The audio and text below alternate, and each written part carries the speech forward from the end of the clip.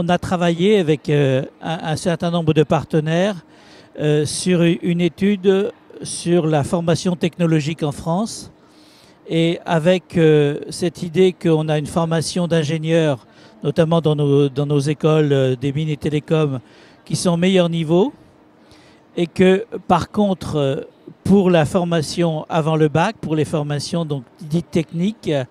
la sélection se fait plutôt par l'échec.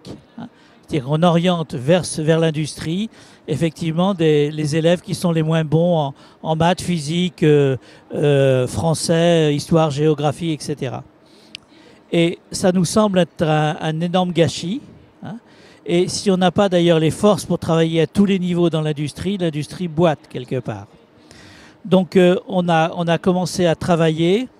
on a retrouvé tout ce qui se dit depuis des années sur l'apprentissage, etc. Et en même temps, on pense que le mal est plus profond. Et donc il faut certes faire travailler les étudiants à cheval entre l'entreprise et les centres de formation, mais que plus profondément, on a un malaise qui s'accroît, beaucoup d'étudiants décrochent, beaucoup d'élèves décrochent, et donc il faut aller les chercher là où ils sont, c'est-à-dire là où ils ont des compétences, là où ils ont des envies, des expériences à mener, et que si on sort de ce modèle unidimensionnel de la sélection dans les matières de la logique, mais si au contraire on met en évidence partir de l'expérience, partir des compétences, partir de savoir-faire, et si on mélange tout ça, on va pouvoir à tous les niveaux former de très bons étudiants et arrêter cette forme un peu de gâchis. Et ces très bons étudiants qui auront des compétences différentes,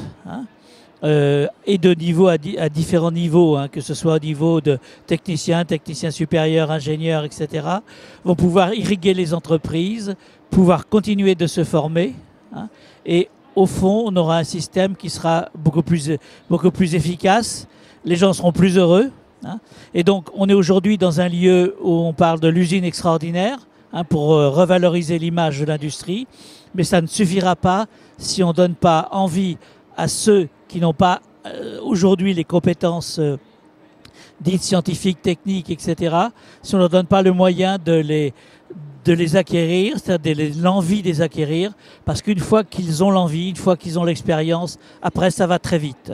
Et heureusement, il y a beaucoup d'expériences actuellement qui se font dans ce cadre-là et qui montrent qu'en 6 mois, ils peuvent faire des progrès foudroyants, quoi.